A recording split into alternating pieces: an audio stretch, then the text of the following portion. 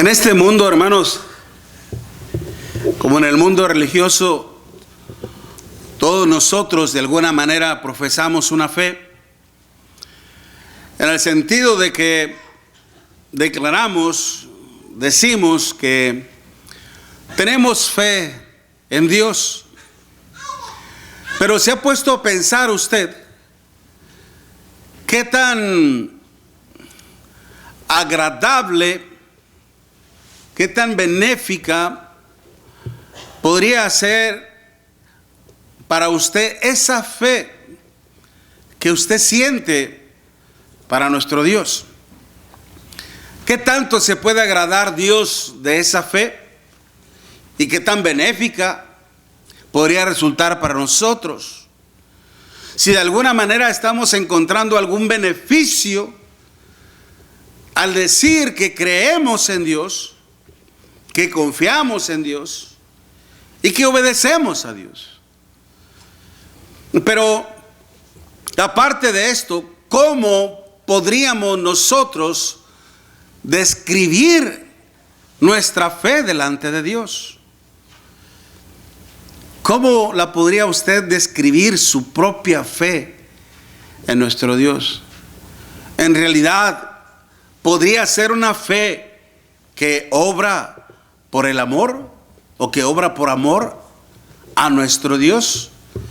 La palabra nos habla de esta descripción acerca de la fe en Gálatas capítulo 5, versículos del 1 al 6, en donde Dios a través de su palabra nos dice así.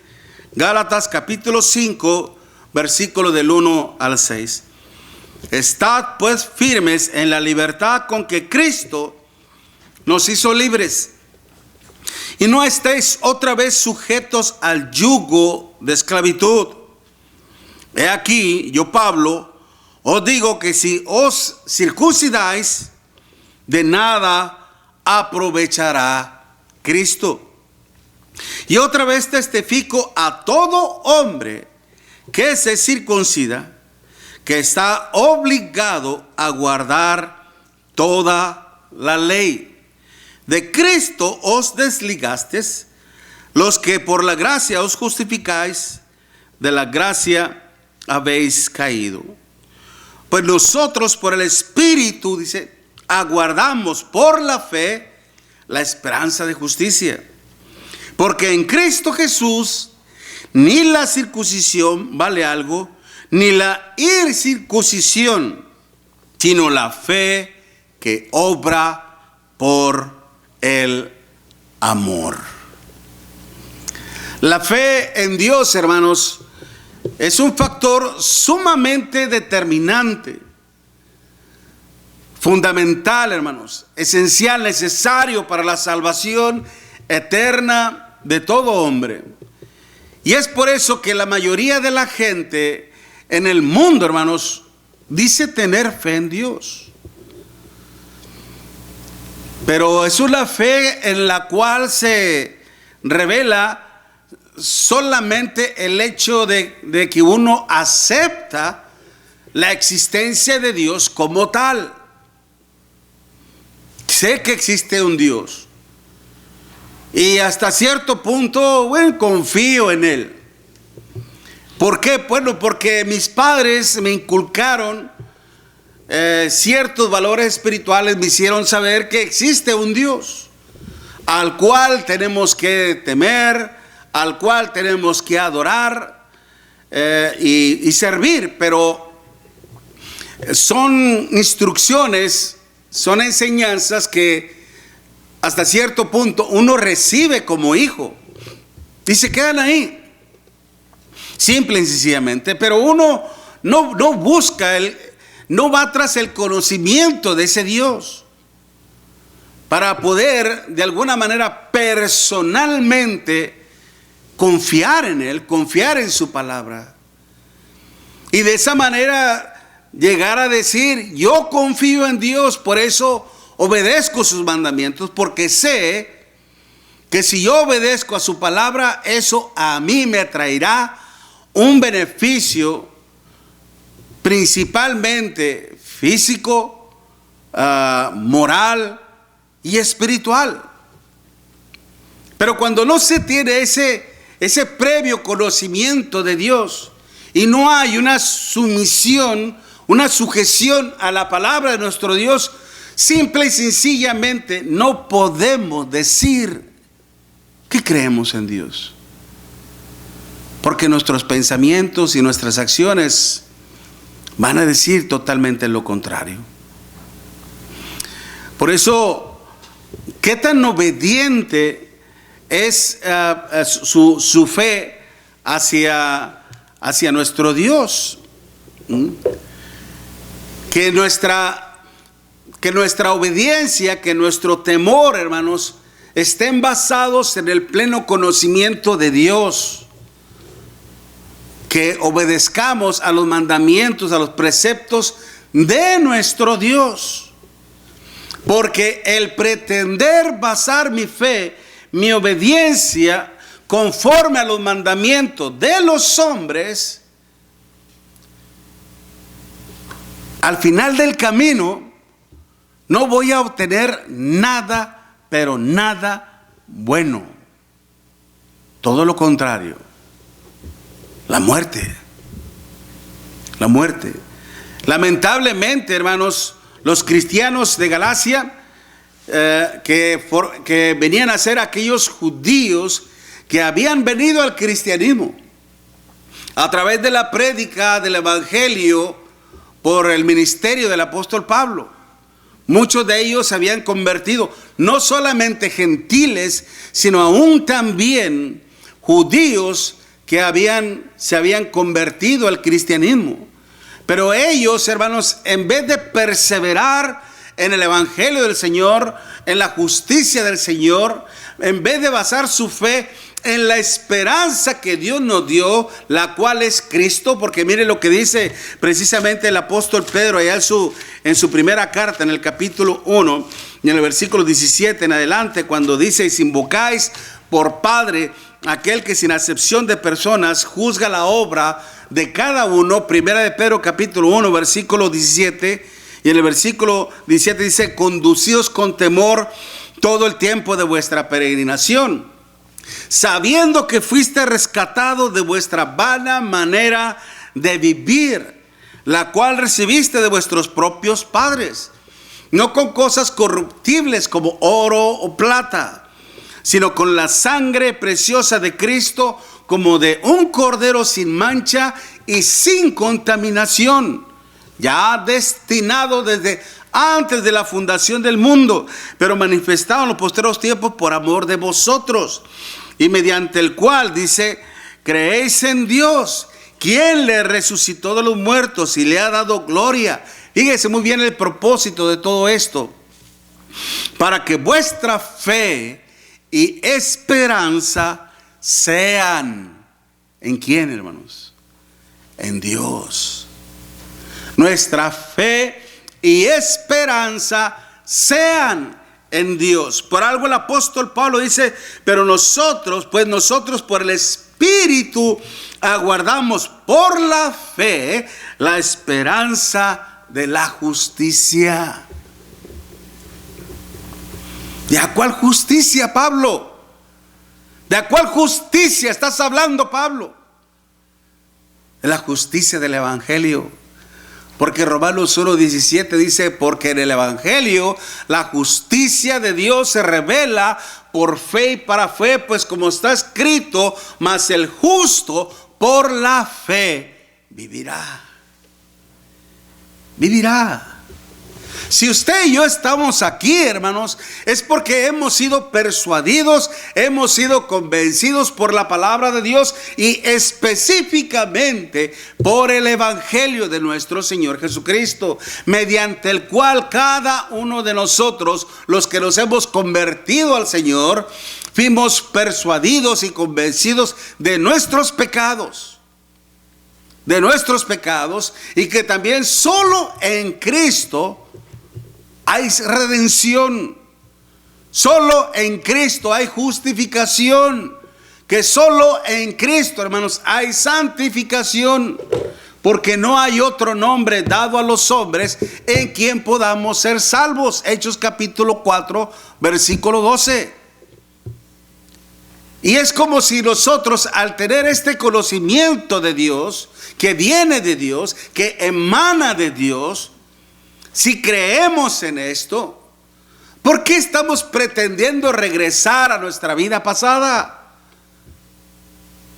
¿Por qué estamos pretendiendo regresar al pecado entonces? En realidad, hermano, ¿nos interesa la salvación de Dios? ¿O estamos nuevamente menospreciándola? ¿O estamos rechazándola? Al no confiar en las palabras de Dios, al no obedecer a los mandamientos de nuestro Dios, al no preservar en nuestra fe delante de Dios. Como les estaba pasando precisamente a estos judíos que habían venido al cristianismo. Por eso es que el apóstol Pablo dice: estad pues firmes en la fe con que Cristo los hizo libres. Manténganse firmes en esa libertad.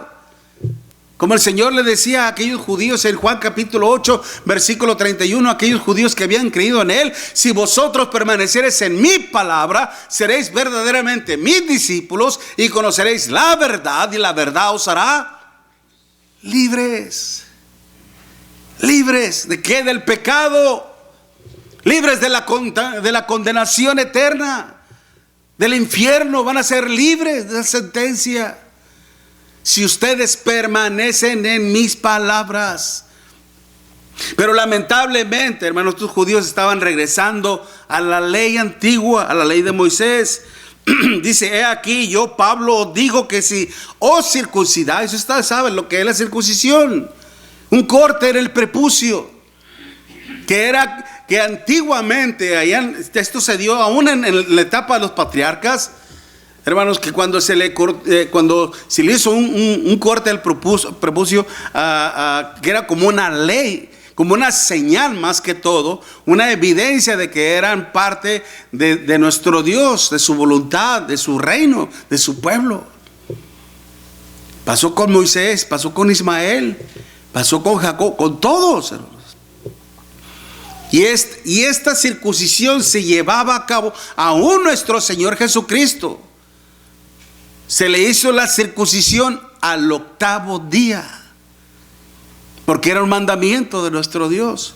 Era un mandamiento conforme a la ley, pero al terminar la ley ya no tenía que efectuarse esto. Ya no tenía que efectuarse esto. Por eso dice Pablo: nada os aprovecha. He aquí, yo Pablo os digo que si os circuncidáis, dice, de nada os aprovechará Cristo. De nada sirvió, de nada vale que tú hayas aceptado toda esa gran redención de Cristo y luego te regreses al judaísmo, te regreses a tu vida pasada. En vano se ha hecho todo ese trabajo. Otra vez yo testifico a todo hombre que se circuncida, está obligado a guardar toda la ley. Y más atrás dice: si tú transgredes en un punto de la ley, eres culpable de toda. La ley no fue hecha para salvar al hombre, hermanos. No tenía ese propósito.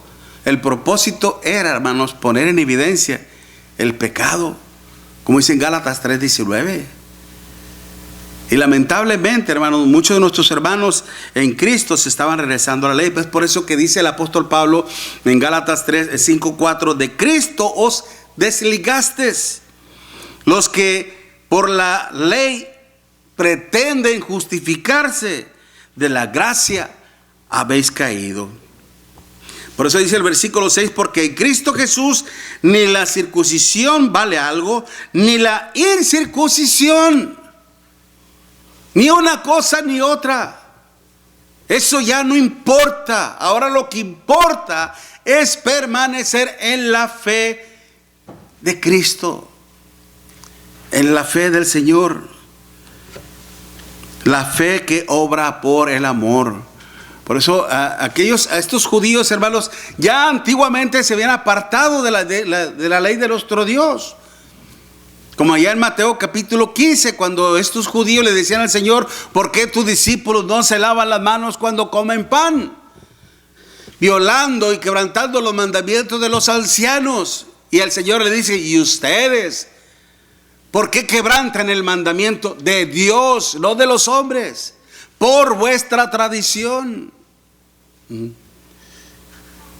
Siempre estas personas, hermanos, tenían esa tendencia de regresar al judaísmo, cosa que les estaba afectando muy seriamente en su relación con Dios y en su salvación.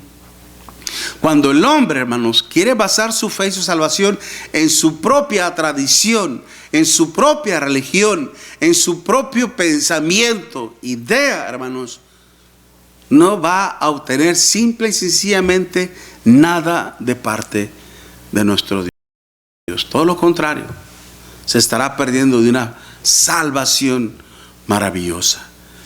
Dios espera, hermanos, que la fe de todos nosotros obre por amor. Pero ¿qué características tiene esta fe? ¿Cómo se debe de poner en evidencia ante Dios y ante nosotros mismos, hermanos? Precisamente, como les decía, ¿cuál es la fe que tiene más valor para nuestro Dios? ¿Una fe que es conforme al mundo? ¿Una fe que es conforme a nuestros padres? ¿Una fe que es conforme a nuestros ancestros? ¿O una fe que viene simple y sencillamente de Dios, hermanos? Esta fe que obra por amor es aquella que obra obedientemente al amor de nuestro Dios. Mismo nuestro Señor Jesucristo nos dice en sus propias palabras en Juan capítulo 14, versículo 15: si me amáis, guardad mis mandamientos. Juan 14, versículo 15. Si me amáis, guarda mis mandamientos.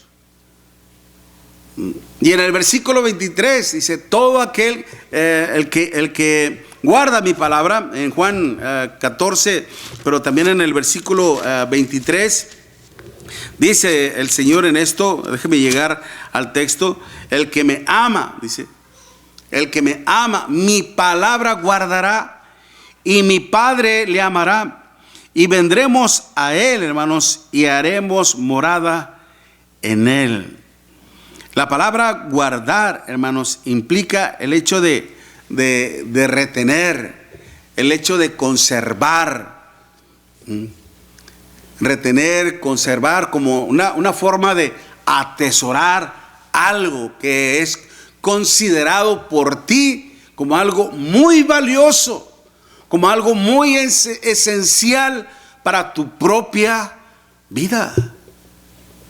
El que me ama, dice, mi palabra guardará, y mi Padre, dice, le amará, y vendremos a él y haremos morada con él. Pero el que no me ama, dice, no guarda mis palabras, y la palabra que habéis oído no es mía, sino del Padre que me envió. Póngase a pensar, su fe podría manifestar, podría revelar un amor sincero, un amor honesto a nuestro Dios, hermanos. En realidad somos cristianos creyentes que se mantienen firmes en su fe, obedeciendo los mandamientos de nuestro Dios. Prácticamente una fe que no obra, hermanos, obedientemente a nuestro Dios, no conlleva a nada bueno. Simplemente lo conlleva al pecado, lo lleva al pecado. Porque al no practicar una fe conforme a la voluntad de nuestro Dios, conforme al amor de nuestro Dios, hermanos, simple y sencillamente vamos a estar en una transgresión constante hacia nuestro Dios.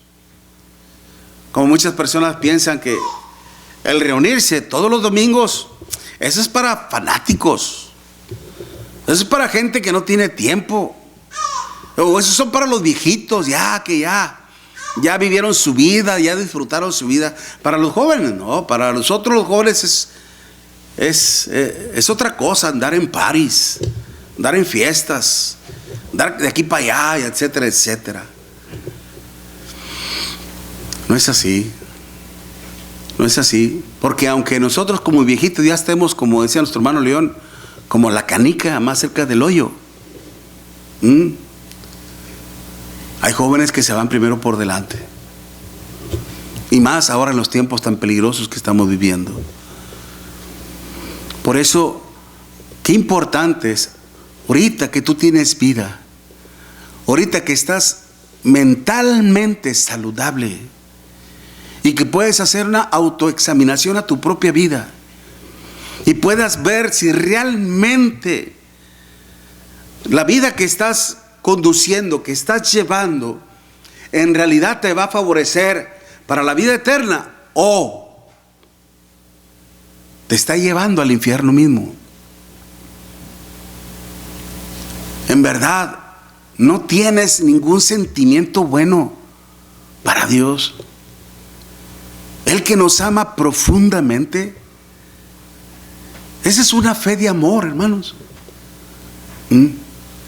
Porque dice el mismo texto, Juan 3:16, porque de tal manera amó Dios al mundo, que ha dado a su Hijo unigénito, para que todo aquel que en Él cree no se pierda, mas tenga vida eterna. Date cuenta, mi hermano, mi hermana, mi amigo, mi amiga, cuán grande y cuán inmenso e intenso es el amor de Dios para ti y para todos nosotros. Él nos ama y nos ama con hechos y en verdad.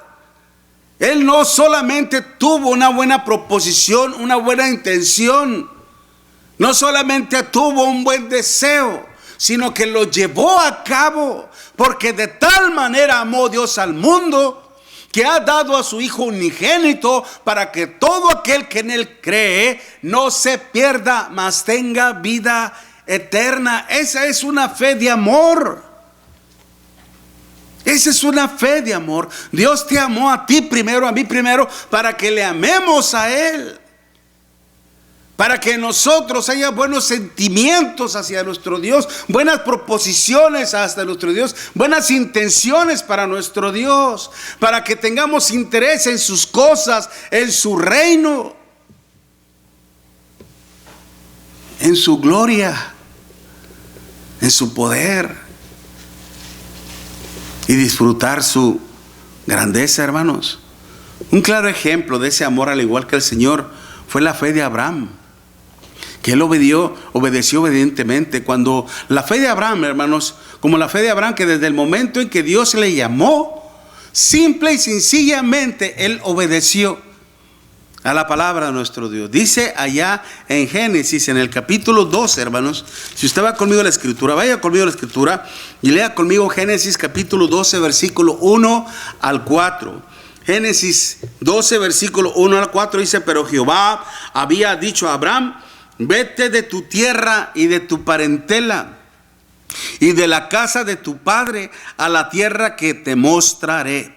Y haré de ti una nación grande, y te bendeciré, y engrandeceré tu nombre, y serás bendición. Bendeciré a los que te bendijeren, y a los que te maldijeren, maldeciré. Y serán benditas en ti todas las familias de la tierra. Y se fue Abraham, como Jehová le dijo, y Lot fue con él. Y era Abraham de edad de 75 años cuando salía de Harán. De acuerdo más o menos, hermanos, a la, ¿cómo se le puede decir? A la etapa de mortandad en aquel tiempo, al nivel de la longevidad, longevidad, es decir, el tiempo de la edad de vida de aquellos hombres, era mucho más, hermanos. Hablar de esa edad era como hablar ahora, es como decir a la edad de 21 años. Porque nuestro nivel de vida es más o menos como entre los 70, 80 años. Por tantas cosas ya que ahora estamos viviendo. El nivel de vida de los años, hermanos, se ha reducido mucho. ¿No? Por tantas cosas. Pero en aquel tiempo, hermanos, la longevidad, es decir, el tiempo de vida se medía más o menos como 900 años aproximadamente, o 300, etcétera, ¿okay? Sin embargo, aquí cuando dice, hermanos, que era de 70, se consideraba un joven. Sin embargo, olvídese de eso. La cuestión es que en el momento en que Dios le habló a Abraham, dice que Abraham se puso en una postura, dice, oye, espérame, sí te sigo, sí te obedezco, pero ¿y qué va a ser de mi vida? ¿Qué va a ser de mi vida? ¿De qué voy a vivir? ¿Cómo voy a sobrevivir yo y mis parientes también? ¿Cómo le voy a hacer? Irme así a un lugar incierto que no conozco, ni de las condiciones, nada por el estilo. ¿Se puso Abraham a discutir con Dios de esa manera? ¿Se puso Abraham, hermanos, a dudar de las palabras de nuestro Dios? Dios siempre le dijo, simple y sencillamente, a la tierra que te mostraré, haré de ti una nación grande y te bendeciré y engrandeceré tu nombre y serás bendición. No solamente para ti, sino para toda tu familia, para todos aquellos que estén a tu lado, tú serás una bendición para ellos. Y lo hizo sin cuestionar a Dios sobre su futuro incierto. Muy parecida a la fe de Mateo, hermanos. Allá en Mateo capítulo 9, versículo 9, que cuando el Señor le vio a Mateo, Leví, porque tenía dos nombres, Mateo Leví, como ahora que le dicen, primer nombre, Miguel, y su segundo nombre, Ángel. ¿Okay? Así era Mateo Leví. Cuando Dios le habló a este hombre, sígueme. Este hombre, hermanos, que era publicano, que era contador de los impuestos, estaba en la mesa llevando a cabo su trabajo, dice que simplemente lo dejó todo y le siguió. No cuestionó en lo absoluto a nuestro Señor Jesucristo. No le dijo a dónde. No le dijo cuándo. No le dijo, ¿y qué haré con esto? ¿Y qué tengo que hacer con esto? Espérame, tengo que terminar, tengo una responsabilidad aquí. No te puedo seguir por el momento, pero te seguiré después. No, hermanos, no lo hizo así. Todos aquellos que no confían en Dios, hermanos, anteponen su propia vida, anteponen sus propios trabajos, anteponen sus propios proyectos, anteponen su propia incertidumbre. Como aquellos que le dijo, aquella persona que le dijo al Señor, Señor, te seguiré a donde quiera que vayas. Y el Señor le dijo, mira, las zorras tienen sus guaridas, las aves de los cielos tienen su nido, mas el Hijo del Hombre no tiene donde recostar la cabeza. Y a uno le dijo, sígueme. Sí, Señor, pero deja que primero vaya y entierre a mi padre. ¿Y qué fue lo que le dijo el Señor? Deja que los muertos entierren a sus muertos y tú ven y sígueme. Siempre poniendo excusas y pretextos para no hacer la voluntad de nuestro Dios. Sí, Señor, pero deja que me despida de mi familia. Todo aquel que pone sus manos en el arado y mira hacia atrás, dice, no es apto. No está listo para entrar al reino de Dios. Abraham lo hizo. Mateo también, hermanos. Y usted y yo. Dios ahora a usted y a mí nos está llamando. A usted especialmente, que no ha obedecido al Evangelio, Dios le está llamando. Ven a mí. Nuestro Señor Jesucristo dice, id de predicar el Evangelio a toda criatura, y el que creyere y fuera bautizado será salvo, mas el que no creyere será condenado. Hoy estás escuchando la palabra de Dios y Dios está llamando. Porque Él quiere amarte no solamente en este tiempo, sino toda la eternidad. Él te ha mostrado que te ama profundamente al haber enviado a su Hijo Jesucristo a morir por todos nosotros. Es como cuando a veces pasa esto, que usted tiene un motivo muy grande para festejar y ha invitado a su familia.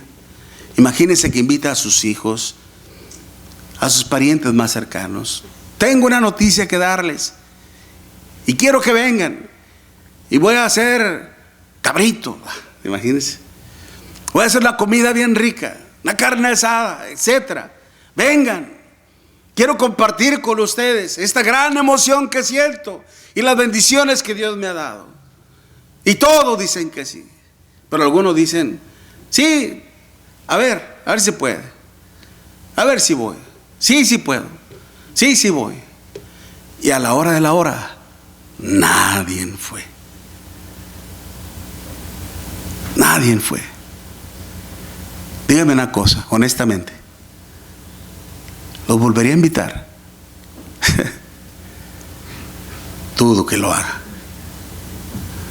La invitación de nuestro Dios, hermanos, es hoy, en este tiempo.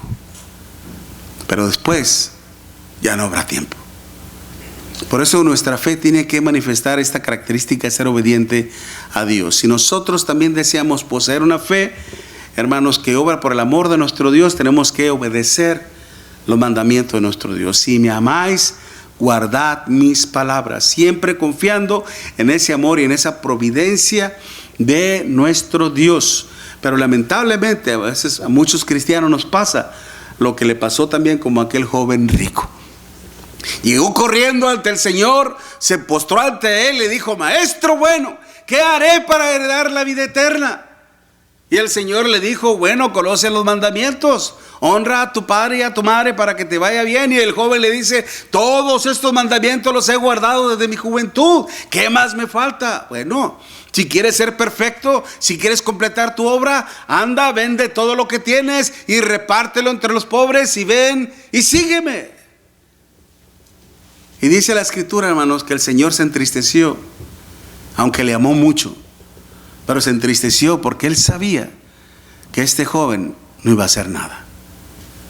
Llegó tan decidido, tan determinante aparentemente, doblando sus rodillas ante Él, diciendo: Maestro bueno, ¿qué haré para heredar la vida eterna? Se miraba tan convencido, tan persuadido por sí mismo y por las promesas de nuestro Dios, mas cuando sin embargo el Señor le dijo lo que tenía que hacer, simplemente se negó a hacerlo. ¿Por qué? Porque en realidad no confiaba en el amor de Dios, no confiaba en la providencia de Dios, no confiaba en las promesas del Señor. ¿Y usted? ¿Y yo?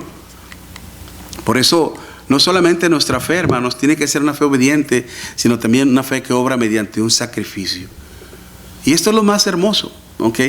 Gálatas capítulo, ahí donde estamos viendo, ya voy a acabar, hermanos. Gálatas capítulo 5, versículo 3, perdón. Gálatas 3, versículos 5 y 6. Gálatas 3, versículos 5 y 6.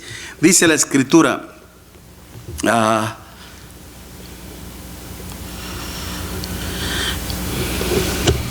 espérenme tantito.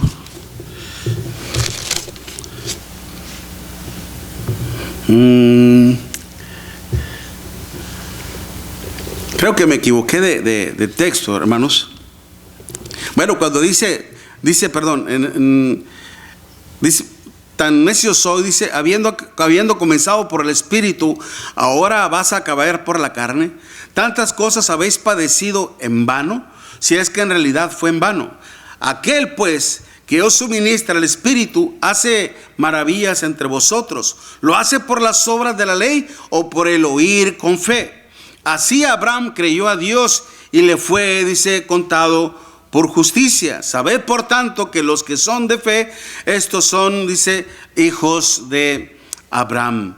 En sí, hermanos, el mismo sacrificio por lo que Abraham hizo, porque Abraham no solamente él respondió positivamente al llamado de Dios a través de una obediencia, sino más aún cuando a él se le pidió un sacrificio. Acordémonos que la obediencia a Dios, hermano, no solamente representa el amor hacia Dios mismo, también implica un sacrificio. Cuando Dios dice: porque de tal manera amó Dios al mundo que ha dado.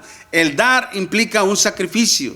Sacrificio, hermanos, que representa una ofrenda, pero una ofrenda hacia nuestro Dios. Aquel que no está dispuesto a sacrificar ni siquiera su voluntad a nuestro Dios, hermanos, simple y sencillamente no ha comprendido absolutamente nada acerca del amor de nuestro Dios.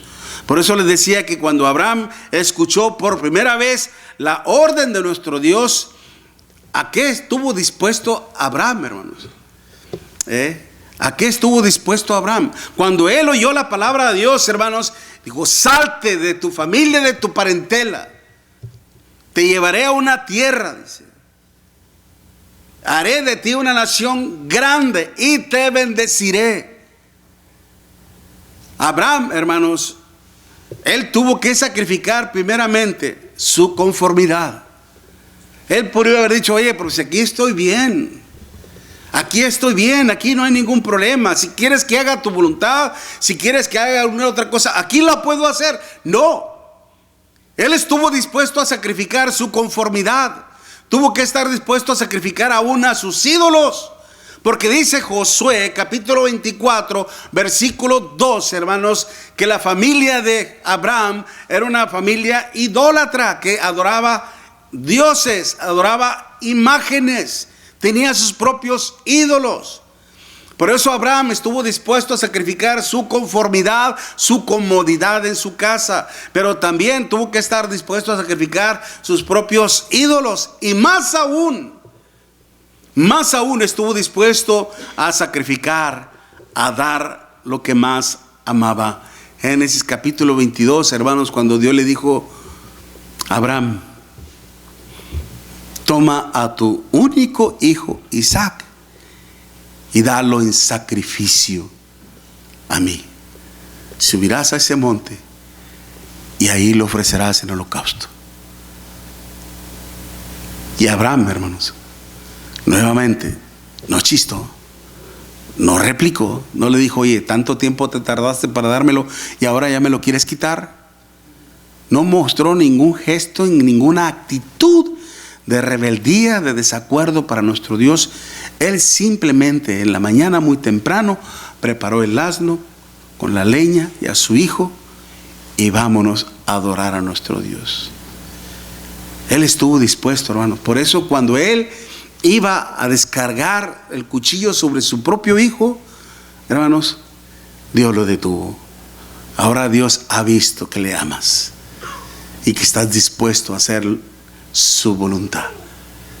Se podría, hermanos, díganme una cosa, mis amigos que nos acompañan en esta mañana, nuestra fe se podría identificar con la fe de Abraham. Nuestra fe se podría identificar aún con la fe de Dios. Porque cuando Dios dio a su hijo en sacrificio, Él tenía fe, tenía la esperanza de que tú también le amaras, de que tú también creyeras en Él, de que tú también hicieras su voluntad, de que tú también estuvieras dispuesta al sacrificio, sacrificaras tu voluntad, y si era necesario, tu vida. No temas en nada de lo que vas a padecer. Y aquí el diablo echará a alguno de vosotros en la cárcel para que seas probados, pero tú sé fiel hasta dar la muerte, hasta morir, y yo te daré la corona de la vida. Como más adelante en Apocalipsis 2 versículo 13 nos habla de mi siervo, mi testigo fiel Antipas, que murió por mí. En aquellos primeros días del cristianismo, hermanos, muchos dieron su vida en sacrificio por amor a esa fe de Dios. Pero lamentablemente hoy en día muchas personas, hermanos, no quieren sacrificar su comodidad en el pecado. Muchos no quieren sacrificar su conformidad en su vida misma. Muchos lamentablemente, hermanos, no quieren amar a Dios, porque no están dispuestos a hacer la voluntad de nuestro Dios e ignoran el llamado del Señor. Por algo el Señor nos dice, hermano, en su palabra: si alguno quiere venir en pos de mí, Marcos 8 versículo 34, si alguno quiere venir en pos de mí, niéguese a sí mismo, tome su cruz y sígame. Porque el que quiera salvar su vida en este mundo, la perderá. Mas el que pierda su vida por causa de mí, dice, la hallará. En tus manos está, mi amiga, mi amigo. En tus manos está, mi hermano, mi hermana. Esta fe que obra por amor es la fe que viene de Dios y nos la ha depositado a través de Cristo mismo para que le demos la honra y la gloria a su nombre, siendo obedientes, hermanos, y estando dispuestos al sacrificio, cualquiera que éste sea. Amén. Puestos en pie, hermanos, para entonar este canto, esta alabanza a nuestro Dios, y les animamos, sobre todo a nuestros amigos que nos están acompañando en esta mañana y aquellos que nos están escuchando por las redes sociales, vengan al Señor, vengan a nuestro Dios, interésense más en las cosas de nuestro Dios, en el conocimiento de nuestro Dios. Y si usted tiene alguna pregunta, alguna inquietud, háganoslo saber y con mucho gusto le estaremos respondiendo conforme a la palabra de nuestro Dios. Listo, hermano.